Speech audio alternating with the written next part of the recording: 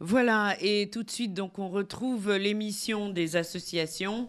Et mon invité ce matin est Mickey Weintraub, qui est directeur du Bureau du Shabbat. Un très gros événement en perspective le dimanche 21 avril de 13h30 à 21h. Un événement qui se tiendra au centre communautaire de Paris, qu'on ne présente plus, 119 rue Lafayette dans le 10e, un colloque. Mickey Weintraub, bonjour. Oui, bonjour Lise. Alors, à quelle occasion ce colloque ? Alors, c'est pas seulement un colloque, c'est une journée contre le chômage. Oui. En fait, de manière nationale, la lutte contre le chômage est une cause nationale. Au Bureau du Shabbat, on veut en faire une cause communautaire. Et pour cela, on a pour la première fois rassemblé un maximum d'institutions juives. C'est-à-dire que nous sommes organisateurs avec le centre communautaire, l'association Connexion et le Kazib Koch Hazor. Alors, Connexion, c'est Connect, apostrophe S-I-O-N, on Absolument. précise. Oui. C'est une association à l'origine d'informaticiens sionistes, on va dire. Oui. Voilà. On a compris, proche de la communauté. Proche de la communauté, absolument. Mais au-delà de ces organismes organisateurs, que chapeaute le Bureau du Shabbat, bien évidemment, se sont greffés d'autres partenaires. Et c'est là où c'est intéressant, parce qu'on a aussi bien le consistoire, le CRIF, le FSJU, l'UPJF, l'ILA, qui s'implique énormément dans nos actions, et des partenaires presse, je vais citer Judaïque FM, entre autres, et ActuJ et d'autres. Et d'autres. Alors, donc, c'est une journée qui est à la fois fédératrice, on va le dire, parce que vous travaillez avec de très, très nombreux partenaires de la communauté, et puis également porteuse d'espoir. Parce que la lutte contre le chômage, c'est un espoir derrière lequel beaucoup de gens courent, quoi. Alors, porteuse d'espoir, absolument, parce que, lutte contre le chômage dans un cadre précis qui est le respect du Shabbat et des fêtes, puisque c'est la mission du BDC, je tiens quand même à le préciser d'emblée. Porteuse d'espoir, il faut qu'on ait des réflexions. Ça n'est pas qu'un colloque, si je peux me permettre. Lise, oui, non, bien sûr, mais parce qu'il y avait... Moi, je lis ce que vous avez noté. Hein. Tout à fait. Il y a trois axes principaux lors de cette journée. Effectivement, un colloque en deux parties, je développerai. Des ateliers destinés aux demandeurs d'emploi et des ateliers nombreux. Oui. On les détaillera également un peu plus tard. Et chose nouvelle, la constitution de groupes de travail qui sont dédiés aux cadres. Et là, Là, ça aura lieu carrément le dimanche aussi. Tout ça aura lieu successivement, et non pas parallèlement, le dimanche de 13h30 à 20h. Pour que tout le monde puisse assister à toutes les activités, c'est ça ? Absolument. C'est le but. Alors, Spécial 4, ça va consister en quoi ? Alors c'est quelque chose de très particulier. Je me suis inspiré un petit peu de ce qui existe, l'association Lavarap, pour ceux qui connaissent.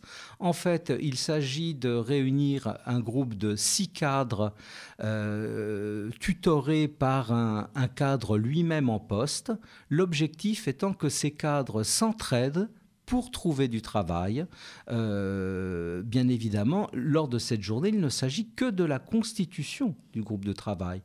Le groupe de travail va continuer à exister, continuer à être animé par le tuteur, et nous mettrons à leur disposition nos locaux et toute l'aide qu'on peut leur apporter. Bien sûr. On espère pouvoir mettre en place 3, 4 groupes, 5 groupes, je ne sais pas encore. En fait, vous introduisez une grande modernité dans les relations qui peuvent exister entre l'employé, l'employeur, la façon de voir les choses, de se mettre... peut-être de savoir se présenter, quel que soit son niveau, en fait. C'est très intéressant comme approche. L'approche est obligatoire parce que notre public étant tellement varié, il a besoin de conseils. Hein, Bien sûr, oui. C'est très, très, très clair. Mais là, on parlait uniquement du groupe de travail. Bien sûr, oui, pour les cadres. Dédié aux cadres. Oui. C'est une manière de les rendre autonomes dans leur recherche d'emploi, tout en conservant notre aide, bien évidemment. Alors, notre soutien, notre appui. Est-ce qu'on se présente à la dernière minute comme ça au centre communautaire, ou est-ce qu'il faut vous prévenir à l'avance qu'on souhaite faire partie du groupe? Alors, de préférence, il vaut mieux nous prévenir. Sur le site, il y a un formulaire d'inscription. C'est préférable de le faire pour l'intégralité de la journée parce que le centre communautaire est grand, mais les places sont malgré tout limitées. Bien sûr. Nous avons déjà beaucoup d'inscrits. Malgré tout, si vous vous présentez sans être inscrit, il n'y aura pas de problème. Bien sûr. On se tassera. Alors pour s'inscrire, comment faut-il faire? Pour s'inscrire, très simplement, il faut aller sur le site. Je vais donner l'adresse www.50ansbdc.org. Alors 50 en chiffres, ANS, BDC en minuscule, .org. www.50ansbdc.org, c'est inratable. Et puis on a tout le programme, on peut se préinscrire, etc. Alors on reprend les thèmes du colloque. Il y a de très très nombreux intervenants et pas des moindres, puisque je vais peut-être vous laisser les présenter. Alors déjà, le colloque aura lieu en 2 parties. La première partie, on a intitulé cette première partie « Emploi, travail et judaïsme », où effectivement, on a l'accueil, dans un premier temps, de différents dirigeants communautaires. Je les cite rapidement. Edmond Elalouf du Centre communautaire de Paris, Jacob Dahan, président du BDC, Eric de Rothschild, président du CASIP, Bernard Musican, coprésident et fondateur de Connexion, enfin Richard Prasquier, président du CRIF. Donc des personnalités qui prennent, qui ont à cœur cette lutte contre le chômage et de nous aider à donner de l'emploi à ceux qui n'en ont pas et qui veulent respecter le Shabbat et les jours de fête. Ensuite, on passe directement au cœur du sujet. On a voulu faire intervenir un historien, Claude Nataf, pour savoir d'où l'on vient. En tout cas, je parle des Juifs de France. Oui. Et qu'il nous fasse un peu le bilan sur l'emploi et la pratique religieuse des Juifs de France depuis la Révolution jusqu'à nos jours. Ouais, c'est un temps important et ça, je veux dire, il va avoir beaucoup de choses à dire certainement. Vous avez une idée de ce sur quoi il va disserter ? Je pense qu'il... là, je ne veux pas aller... Oui. Mais j'ai l'impression qu'il va nous dire qu'il n'y avait pas de problème et que ça n'était pas le problème des Juifs de France. D'accord. Si l'on part sur... Il faut des fondations et avoir cet historique pour pouvoir justement aller à l'étape suivante, qui est la table ronde, où là, on entre dans un sujet qui est plus qu'actuel et qui est, qu'on a intitulé « L'emploi et la laïcité ». Petite parenthèse, nous sommes en plein dans la laïcité au bureau du Shabbat. Alors, expliquez-nous comment. Parce que ce n'est pas évident. Ce n'est pas évident, mais la laïcité... Oui. a pour but et comme objectif de laisser chaque individu libre de pratiquer dans son espace privé. Bien sûr. Tout à fait. Et je rappelle que nous, Juifs de France, n'avons pas demandé jamais de privilège quelconque en termes au niveau de l'emploi. Oui. On n'a jamais demandé quoi que ce soit. Bien sûr. Par contre, on se débrouille. Et ça a été sans problème jusqu'à un temps récent. Voilà. Et quels sont les nouveaux problèmes alors ? Les problèmes que l'on peut rencontrer dans les entreprises non communautaires, c'est de dire si on accorde le Shabbat aux Juifs, que va-t-on accorder aux bouddhistes, etc. Ah oui, etc. C'est ça. Ouais. Je résume, je schématise. Pour revenir aux intervenants de cette table ronde, on fait intervenir des gens comme Meir Zagroun de IBM France. D'IBM France, absolument. Marc Touati, qui j'espère sera là sous réserve, le grand économiste. Dounia Bouzard, qui est une spécialiste de l'analyse du fait religieux. qui aura des choses, je pense, très intéressantes à nous raconter. Le professeur Claude Rivlin, qu'on ne présente plus, qui est spécialiste des organisations et professeur à l'École des Mines. Et enfin, Roland Carsanti, qui est DRH Europe d'une grande entreprise. Là, il peut y avoir un débat sur comment concilier les deux, l'emploi, la laïcité et s'inscrire dans un cadre républicain. Voilà. Ça, c'est pour la première partie du colloque. Un débat tout à fait passionnant, hein, vraiment. J'espère, je pense. Oui. Je pense. Oui, je veux dire, avec autant d'intervenants sur un tel sujet, il est évident que le public sera au rendez-vous. Alors ensuite, une deuxième partie. Alors une deuxième partie qui aura lieu en fin d'après-midi. Entre-temps, il y aura des ateliers qui aura lieu à 19h, de 19h30 à 21h, où là, on a essayé d'être dans le positif. Et on a intitulé cette partie de colloque, cette deuxième partie du colloque, « Quelques pistes pour les Juifs de France ». Alors, Jean-François Strouf du Centre communautaire... Qu'on ne présente plus sur Judaïque FM et qu'on salue au passage. Bonjour Jean-François. Va être le modérateur de cette seconde partie du colloque. J'ai oublié de dire que Gabriel Vadnaï, directeur du CASIB général du CASIB Kojazor, sera le modérateur de la première partie du colloque. Oui. Mais je reviens donc à ces pistes pour les Juifs et l'emploi. On a voulu trouver des solutions innovantes et on a pensé au home office et au télétravail. En France, de manière générale, nous sommes en retard. Nous sommes en retard par rapport aux États-Unis, par rapport aux pays nordiques, par rapport aux pays anglo-saxons. Le home office et le télétravail arrivent dans les grandes entreprises en France et on sait que ça va débarquer dans les PME, PMI. Et là, on fait intervenir Madame Télétravail, qui s'appelle Nicole Turbet-Suétens, qui est une experte européenne et qui est à l'origine d'une loi sur le télétravail en France. Donc, elle aura des choses... Rappelez-nous exactement en quoi ça consiste. C'est le travail qu'on fait de chez soi. Le home office, c'est le travail qu'on fait de chez soi. Le télétravail, c'est une partie du... Je schématise encore. Oui, bien sûr. On fait le travail de chez soi, mais on a des réunions d'équipe et on peut bénéficier des moyens modernes que sont les ordinateurs connectés et la possibilité de malgré tout, se parler avec des moyens comme la visioconférence ou autre. Bien sûr. Bien évidemment, ça ne concerne pas tous les métiers. Il est évident que si on a un métier de serveur en restauration, ce n'est pas une solution. Exactement, oui, on imagine facilement. Donc, on n'a pas toutes les solutions. On essaie de trouver des pistes. Bien sûr. Des pistes, des clés. Et c'est tout à votre honneur pour être le plus performant possible, bien entendu. Absolument. Absolument. Alors, donc, cette seconde table ronde, quelques pistes pour les Juifs et l'emploi, de 19h30 à 21h, modérée par Jean-François Strouf, des solutions innovantes, home office et télétravail. Et ensuite, donc, il y aura également d'autres thèmes. D'autres thèmes.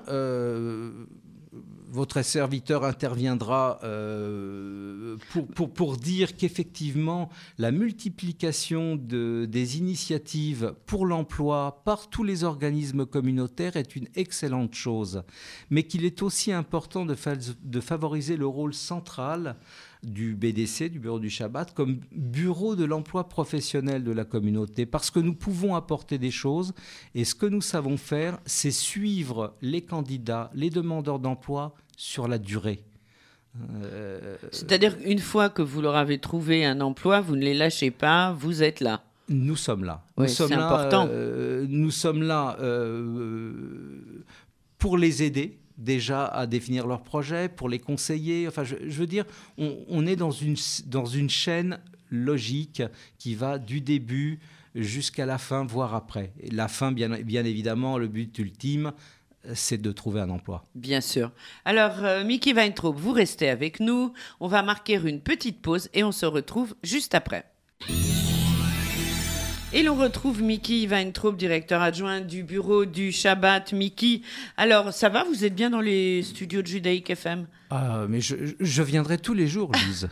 Avec grand Je crois plaisir. qu'on va vous entendre d'ailleurs assez souvent, mais vous serez encore mieux dans les locaux du centre communautaire avec tous nos auditeurs qui ne manqueront pas de vous rejoindre pour cette journée spéciale du dimanche 21 avril de 13h30 à 21h, une journée consacrée à l'emploi. La communauté se mobilise contre le chômage. Point de suspension et vous accueillera à la journée de l'emploi. Alors il y aura des ateliers, des groupes de travail, un colloque dans l'ordre et dans le désordre, mais c'est pas grave, on en a déjà parlé en première partie d'émission. Ce qui est très important à préciser, c'est de dire que vous pouvez, si vous venez de nous rejoindre, retrouver tout le programme sur le site www.50ansbdc.org, www.50 en chiffres, BDC comme le bureau du Shabbat, 50ansbdc.org. Alors, on en était donc dans cette journée du dimanche, Mickey, à multiplier les initiatives pour l'emploi. Oui, mais favoriser le rôle du BDC comme bureau de l'emploi professionnel de la communauté. Là, c'est votre intervention. C'est mon intervention, absolument. Ce n'est pas un discours pro domo, c'est simplement pour être le plus efficace possible, parce que nous sommes un bureau professionnel et que voilà, on peut apporter quelque chose, mais qu'effectivement les autres institutions sont libres d'avoir des initiatives pour l'emploi, et nous sommes là pour les aider et pour être derrière eux et les soutenir. Alors là, on est, je le précise pour les auditeurs qui viennent de nous rejoindre, dans le cadre de la deuxième partie du colloque qui se tiendra de 19h30 à 21h après les ateliers. Et donc, à la suite de votre intervention, vous évoquerez demandeurs d'emploi et juifs pratiquants, obstacles et opportunités au sein d'entreprises non communautaires qui participera. Qui seront les intervenants? Alors, déjà que je m'explique un peu sur la thématique, c'est vrai qu'au bureau du Shabbat, beaucoup de nos employeurs sont communautaires. Mais il faut aussi qu'on trouve des entreprises non communautaires qui puissent accepter nos candidats qui pratiquent et qui respectent le Shabbat et les jours de fête. C'est possible. Il y a les RTT, il y a une grande souplesse. On arrive à une grande flexibilité maintenant dans les entreprises. Et il y a un certain nombre de... Là, on va avoir un débat où vont intervenir effectivement le grand rabbin Chaim Korshia, qu'on ne présente plus non plus. Bien sûr. Patrice Bloch, qui peut nous faire un retour d'expérience, qui est écrivain, mais qui est également consultant en société de services informatiques, en SS2I, et qui travaille en Kippa depuis plus de 30 ans. Et ça, devant des clients de tout type. Il a beaucoup de choses à nous dire sur SS2I, j'étais pas capable de le dire. Hein. Heureusement que vous l'avez dit pour moi. Ok. Et donc, il va expliquer justement son expérience. Son expérience, tout à fait. Je participerai à cette table ronde. L'idée, c'est de dire, mais jusqu'où doit-on aller dans la pratique religieuse? Y a-t-il des limites? Parce qu'il faut gagner sa vie. Bien sûr. Et là, je pense que quelqu'un comme un grand rabbin peut nous fixer des limites. Bien sûr. Patrice Bloch est capable aussi de nous dire comment lui, il s'est débrouillé pendant toutes ces années dans une entreprise non communautaire, avec des clients non communautaires, pour faire son travail, être apprécié et que ça fonctionne. Bien sûr. Voilà. En sachant que la situation est peut-être un peu plus délicate aujourd'hui qu'il y a 25 ans au niveau du port de la kippa, parce que ça fait des remous dans la société dans laquelle on vit quand même. Ah ben, il paraît que c'est un signe ostentatoire. Oui, bon, effectivement, c'est ce qu'on dit, c'est pour ça. C'est ce qu'on dit. Ça ne posait pas de problème il y a quelques années. Voilà. Ça en pose un maintenant. Ce sera évoqué parce que c'est un de nos soucis. Un de vos soucis, exactement. Absolument. Oui, oui. Absolument. Alors, une dernière table ronde avant la conclusion. Qui seront les futurs cadres communautaires de demain? Comment se fait le recrutement des salariés des institutions juives? Une vraie question. Oui, une vraie question et une vraie piste, parce que les dirigeants communautaires vieillissent. Oui. Comme tout le monde. Pour la plupart, ils sont issus c'était des militants au départ. Qui seront les futurs cadres demain? On enfin, justement, c'est tout le but du débat. Et on aimerait aussi savoir comment se fait le recrutement des salariés des institutions juives, parce que nous, on ne voit pas toutes les offres passer.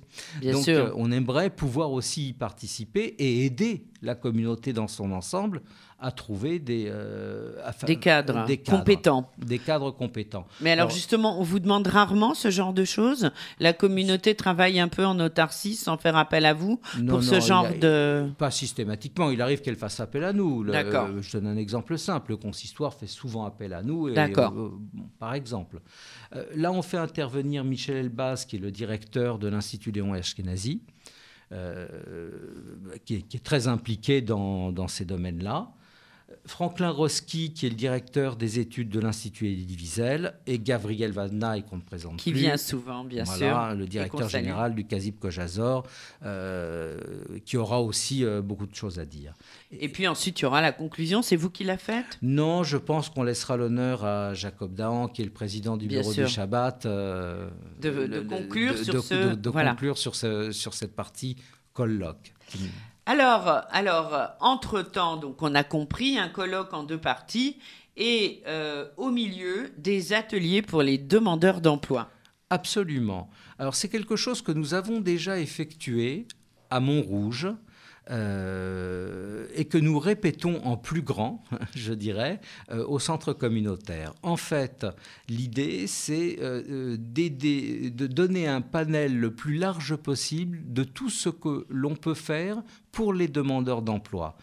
Toute l'équipe du bureau du Shabbat se déplacera, sera présent sur un pôle particulier. Chacun sera responsable d'un pôle. Il y aura un pôle aide à la rédaction de CV et de lettres de motivation, des conseils sur la VAE, validation des acquis de l'expérience, des informations sur les bilans d'orientation que nous effectuons nous-mêmes en interne. Il faut savoir qu'un bilan d'orientation, c'est 4 à 5 rendez-vous avec la psychologue de notre équipe. Oui. C'est l'équivalent des bilans de compétences. Bien sûr. Ça répond aux besoins des jeunes qui sont à la recherche d'un premier emploi mais qui ne savent pas quoi faire, ou au contraire des personnes dites entre guillemets seniors de plus de 45 ans, 50 ans, qui se retrouvent sur le carreau et qui doivent redéfinir leur projet professionnel. D'autres pôles sur les renseignements sur les formations, etc., etc. Donc là, toute l'équipe du bureau du Shabbat est mobilisée. Mais on fait également appel à des compétences extérieures. L'utilisation des réseaux sociaux dans la recherche d'emploi, qui sera animée par André Dan, qui est le président de la société Challengy, vice-président de Connexion par ailleurs, et qui là pourra montrer quelle est l'utilisation de réseaux sociaux comme Facebook, et qui peuvent aider les gens à trouver du travail. On fait aussi appel à une graphologue professionnelle. L'objectif, c'est qu'elle va aider les candidats à trouver leurs points forts à travers leur écriture. Et ça, c'est important, c'est redynamisant, ça redonne confiance. Un atelier ou networking qui sera animé par Connexion, qui va servir à expliquer comment utiliser et développer son propre réseau. Alors, réseaux physiques, mais également réseaux sociaux. Et là, je pense qu'ils vont parler de Twitter, de LinkedIn, de Viadeo. Comment utiliser son réseau pour mieux trouver du travail ? Bien évidemment, le BDC est là, mais il faut aussi... Il faut essayer d'utiliser toutes les pistes. Toutes les pistes sont bonnes. Miki Weintraub, le temps passe très très vite en votre compagnie et c'est tout à votre honneur. On va se résumer très vite. Une grande journée au centre communautaire de Paris, dimanche 21 avril de 13h30 à 21h, 119 rue Lafayette.